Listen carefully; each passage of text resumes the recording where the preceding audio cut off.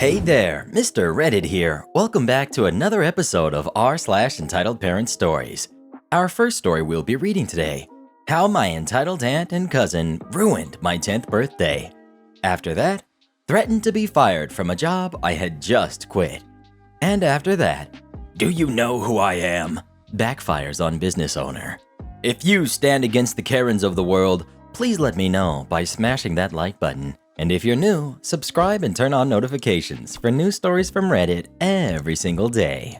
And huge shout out to Aziza Ashling, our very first channel member, along with William Smith, who joined literally while I was recording these stories. Thank you so much for supporting the channel. Become a channel member today, and I'll give you a shout out in a video very soon. How my entitled aunt and cousin ruined my 10th birthday. My aunt, Dad's sister, has always been the textbook entitled jerk. When I was a kid, she never missed an opportunity to make me feel like garbage. She threw what she could at me in an attempt to break me.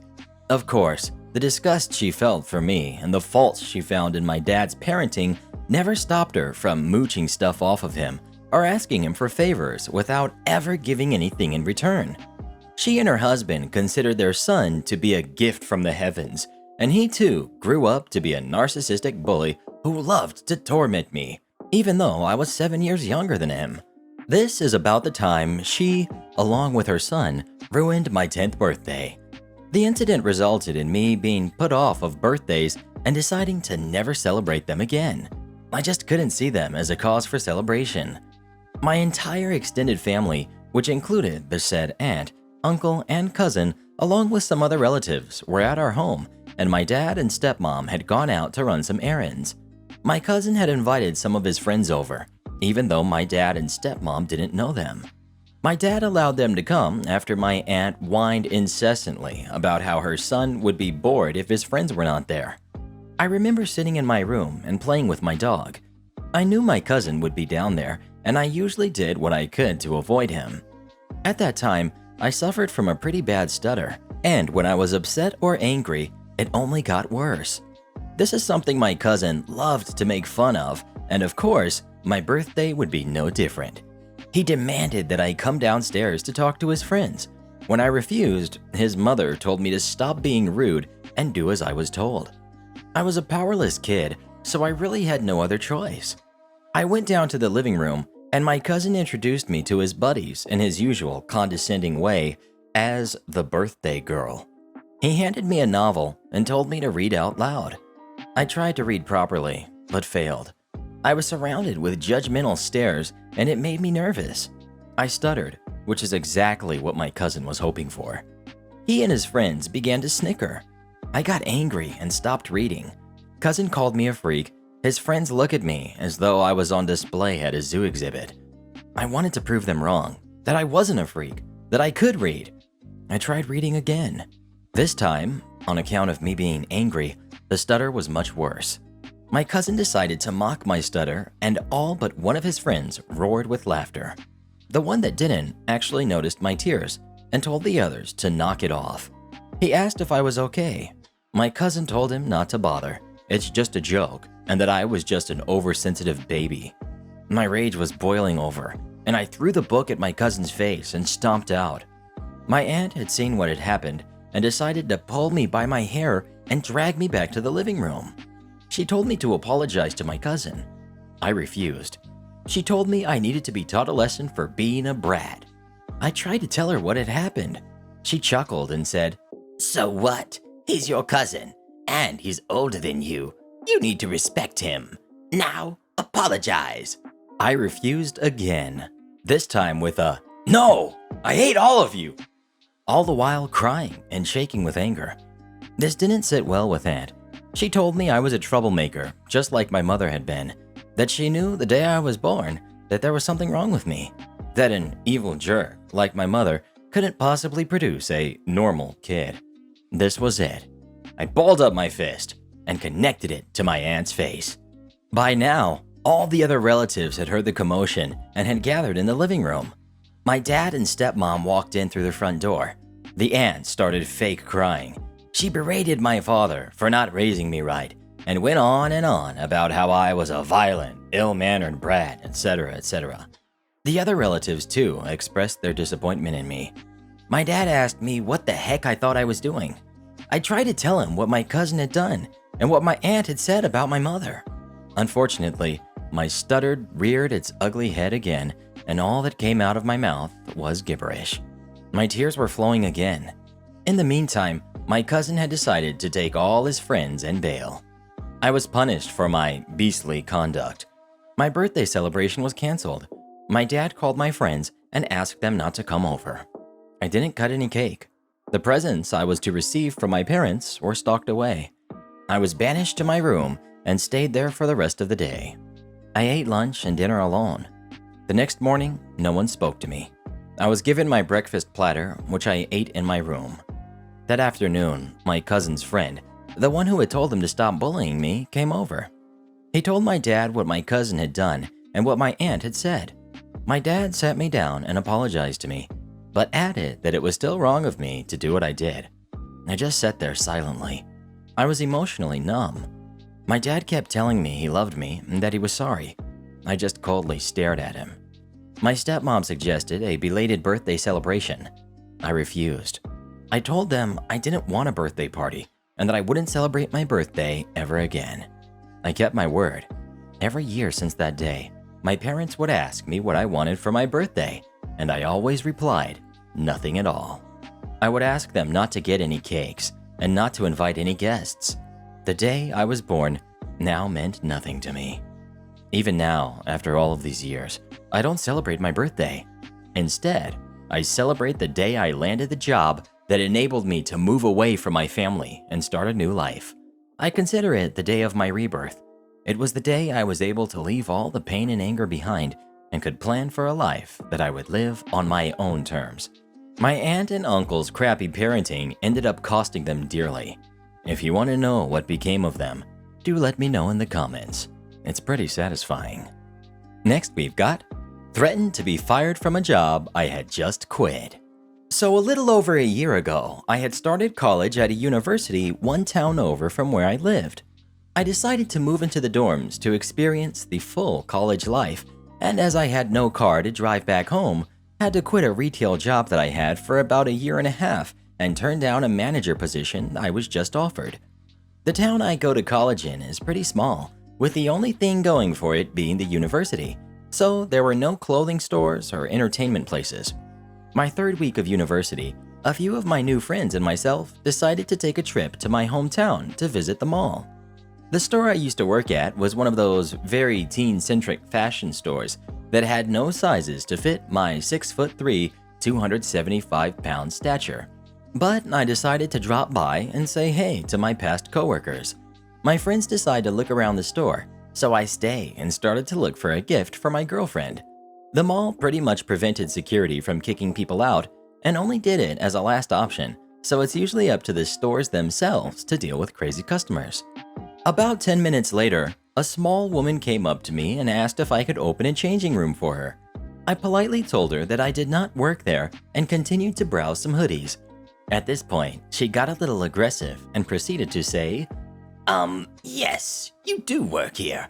I've seen you here every time I go shopping. I proceeded to explain that I had recently quit and for her to find an associate to help her. This is where she goes full Karen mode. Don't you lie to me. I know you work here. Stop being lazy and do your job. After working in retail so long, I was tired of putting up with rude customers and practically jumped at the chance to let this lady have it. For the last time, I don't work here.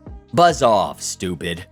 This woman, who was only maybe about 5'3", started cussing and yelling at me in Spanish, which I barely understand, and after a few seconds switches back to English and starts yelling at me to get my manager and that she'll have me fired. The manager on duty was actually the store manager, who I really liked since she never took any BS from customers, was already on her way over. The woman, who realized it was the manager, started cussing in Spanish again, and at this point, the store manager politely told her to leave immediately in Spanish. This only made the woman angrier as she spit out more words that I didn't even know existed. all while her daughter stood behind her, very embarrassed and a little scared. The store manager got fed up and told the lady in Spanish, "Get out before I call the police." The lady huffed and with another flurry of anger turned and started walking.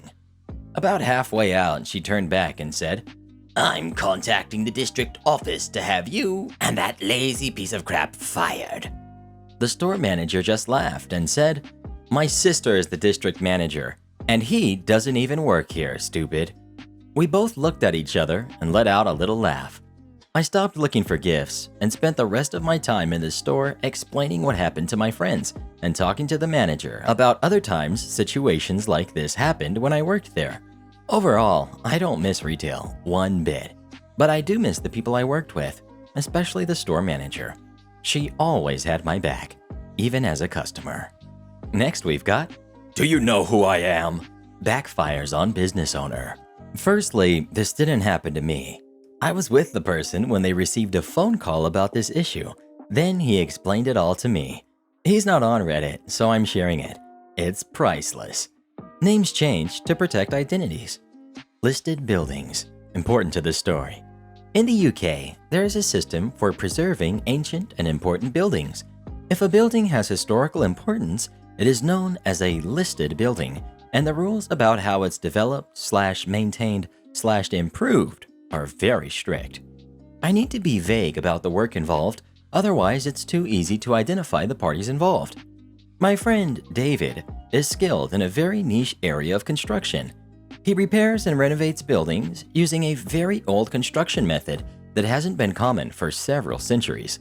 All his work is on conservation projects and listed buildings. Work was required on a Grade 1 listed property. The overall building work was being done by the main contractor, ACC Limited. One part of the work is very specialized. The contractor's managers didn't know anyone who did it, so the architect gave them a list of qualified people. The contractors chose my friend because he had the earliest availability. 5 days into the work, the owner of ACC Limited, the main contractor company, arrived on site. He was throwing his weight around and being a noisy jerk. David was just doing his job and ignored him. Noisy Jerk told one of his carpenters to get him a coffee. The carpenter disappeared. Noisy Jerk continued wondering and gobbing off about delays, costing him a fortune.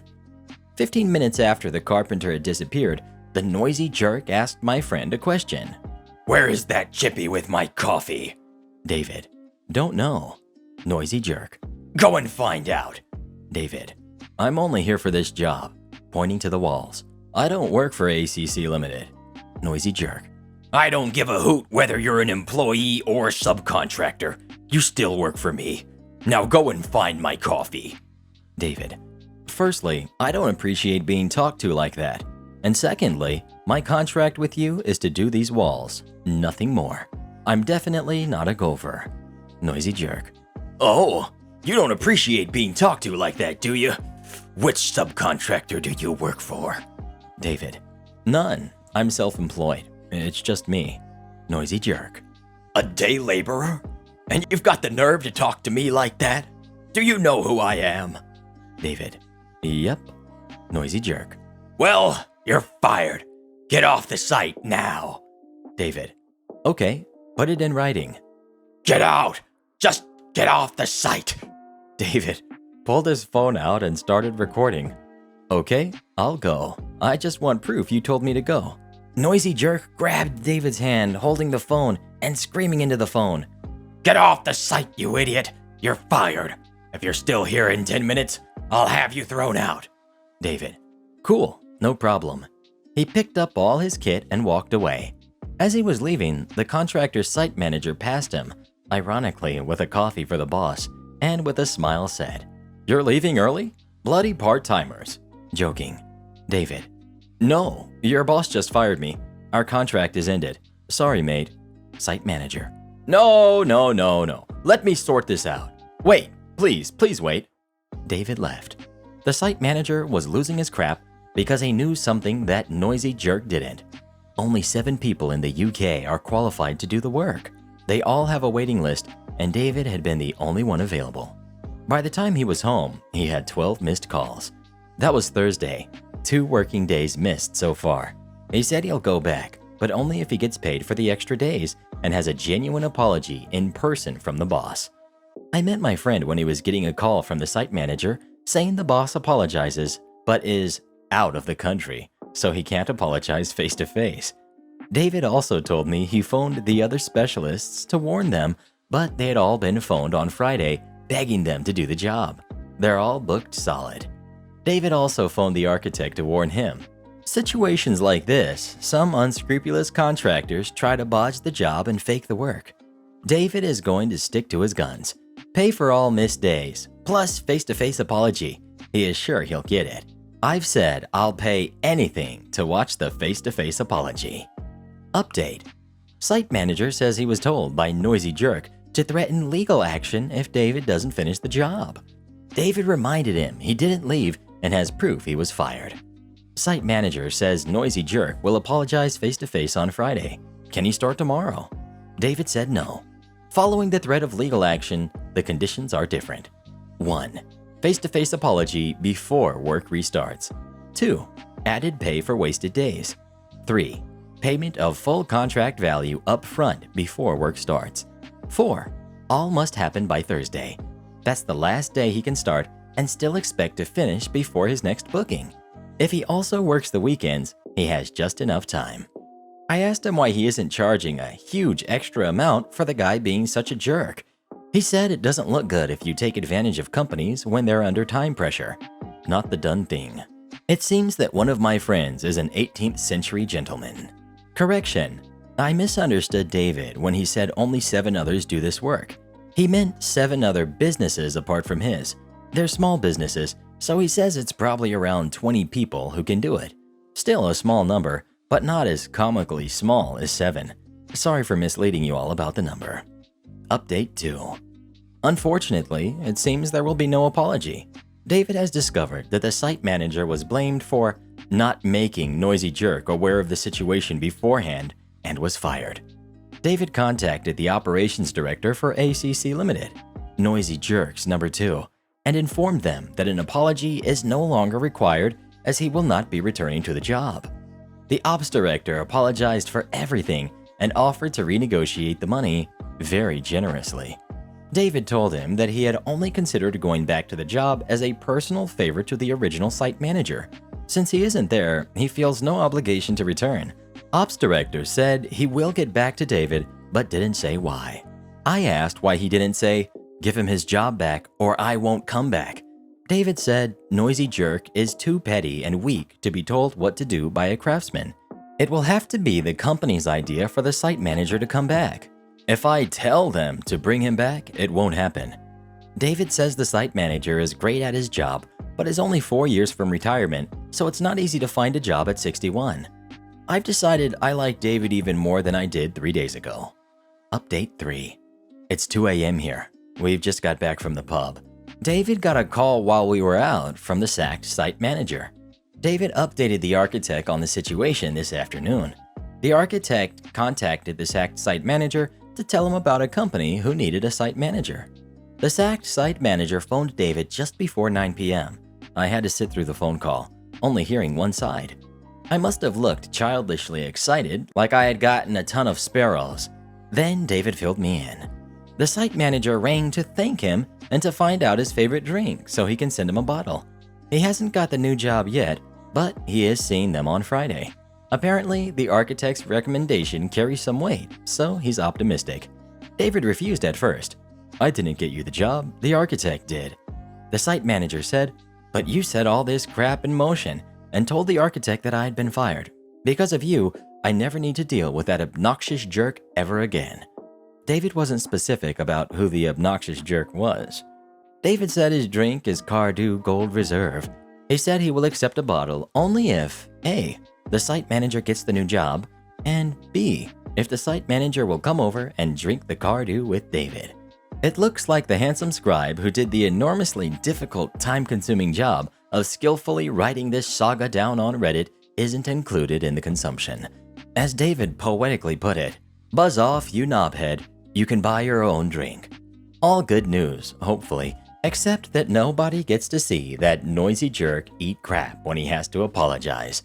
I was so looking forward to that. Additional information. David and the fired site manager know each other outside of work. Each are members of charity organizations in the same town. Two different groups, but they work together a lot. Site manager is in Rotary Club, and David is in Round Table. I don't think he's a knight, but you never know. Update 4. Operations Director for ACC Limited phoned David to suggest that they take the site manager back and generously renegotiate the money. David says they've missed the boat. There is no way he can finish the job on his own before he starts his next job. There is an absolute minimum of 11 days work left if everything goes without a hitch. David's next job starts November 4th. Only 10 days left if he works both weekends. Too late. I wish I could be a fly on the wall when Noisy Jerk is told. The most common question. Many are asking what David does. If I said what it was, it's so identifying that I might as well give you his real name. Sorry. The reason there are very few of them is that it takes 5 years to become just competent and at least 9 years to be a master craftsman. The jobs need at least one master present when the work is done. Update 5. Bad news. The fired site manager didn't get the other job. He met the new company, but they're not taking him on. The reasons aren't clear. David is meeting him on Sunday to discuss it. I can tell David feels like crap about it, even though it's not his fault. Site manager says he's going to take action for unfair dismissal. I thought this was going to be a win-win-win, but I suppose life isn't like that. Update 6. News about the sacked site manager. The situation isn't as bad as we first thought. I think we misunderstood what happened on Friday. David talked to him yesterday. The company he saw on Friday are not employing him in the normal way. That part was correct. But they have offered him a fixed-term contract for 18 months on a distribution center build. It's not perfect, but on the bright side, it's slightly better paid than ACC. It's only 18 months, but that's better than nothing. There is also the chance that the new company might extend the contract if another project comes in. Update 7. David has heard that they're getting a Bulgarian to come over to do the job. David was grinning when he told me. He thinks he knows what will happen. There is a similar but different technique that was used on some 19th century buildings in Sofia. David thinks that the guy will use that technique. It looks similar, but two very important materials are different. David has decided to wait. He plans to let the Bulgarian finish the job and get paid. Then David is going to suggest to the planning department and the client that they go check the two components. Unless the Bulgarian knows the 17th century English method, he will have used the wrong materials. It would mean ripping it out and starting again. They are incredibly strict with this type of work. I shouldn't want this so much, but I really hope this happens. I'm a petty man. Further information. Many people are asking, when will David know if the Bulgarian has done the job right? David might know fairly soon, since there are very few suppliers of one of the materials. If the Bulgarian contacts them, David will be told. David's words, "It's a tiny, incestuous part of the industry, and they gossip like old women." Correction, we all gossip like old women. If the Bulgarian doesn't go there, David is leaving it alone until he is told that the work is finished and the Bulgarian is paid. He doesn't want to put the guy's money at risk. In David's words, "I don't want the Bulgarian to drag his butt over here and go home empty-handed just because I can't wait to drop silly jerk in the crap. The man's got a living to earn. I'll wait." It should take the Bulgarian about 3 weeks to finish the job unless he works weekends. David knows plenty of people on site and a few at ACC head office, so he'll know when the job is finished. So I've got to sit on my hands for 3 to 4 weeks and pretend I'm not an excited kid waiting for Christmas. Update 8. David has been told that the Bulgarian got straight to it and started work. He's had materials delivered, but from an ordinary building supplier. The stuff he needs to do the job properly is too bulky for him to bring with him, even if they sell it in Bulgaria. He hasn't ordered it from the UK supplier. There are 3, but only one has enough for this job because they got it in for David. So, unless it's coming by the road and ferry, he is not using the right materials. David wouldn't allow it to go unreported, even if he was annoyed about jerk. He's got a genuine passion for looking after all these buildings he works on, and he is a purist when it comes to historical accuracy. So now I have to hold my water for 3 to 4 weeks. David says that if he's using more modern materials, he might finish sooner. 3 weeks is the time it takes for you to stay in the 17th century. I know it doesn't look like it, but honestly, I do have a life. I promise. Update 9 will probably be in a few weeks. And shoutouts to our Regenerals of the day, Julian Griffin, David, and Let's Rock and Ride. Become tomorrow's Regenerals by leaving as many rees as you can in the comments below.